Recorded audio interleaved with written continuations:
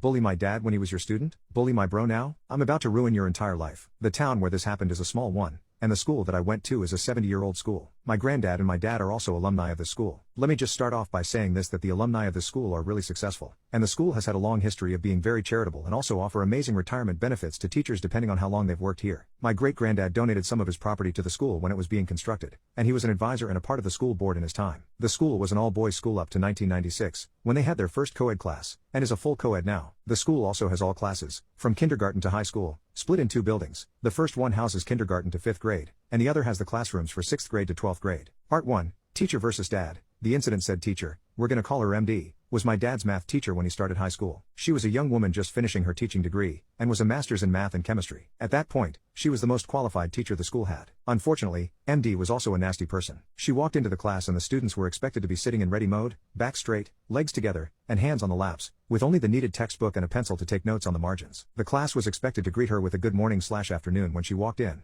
and she assigned tons of weekend homework. She would simply stop teaching for the entire hour-long class if one person spoke without having asked to speak. You couldn't drink water without her permission, couldn't go to the restroom unless she finally saw your raised hand and asked you to speak. There were multiple cases of people complaining against that, but with her being the most qualified teacher there, the school board didn't take action. Instead, they supported her by saying that this would help discipline the students. But this is not even the beginning of it. Her exams were incredibly hard, and with the classes being full of teenage boys, they would talk, and even one of them doing so would cause her to stop teaching, and not teach until the next class. She would then lecture on a different topic, completely skipping that part of chemistry. Suffice to say, before the finals, the entire class was in a panic state, trying to self-study enough to at least pass the class. My dad ended up getting 41%. Our education system said you failed the class if you had under 40%, so he was relieved that he passed. But when he went through his answer sheet, my dad noticed that his totaling was incorrect, and that he in fact had a 49 on that test. He raised his hand, and after about 5 minutes or so of him just sitting in his seat, calmly, with his hand raised, he was called on, and MD asked what the problem was. Dad told her that there was a totaling mistake in the final, and that he actually had a 49. This somehow offended her. Instead of calling him forth and checking his paper,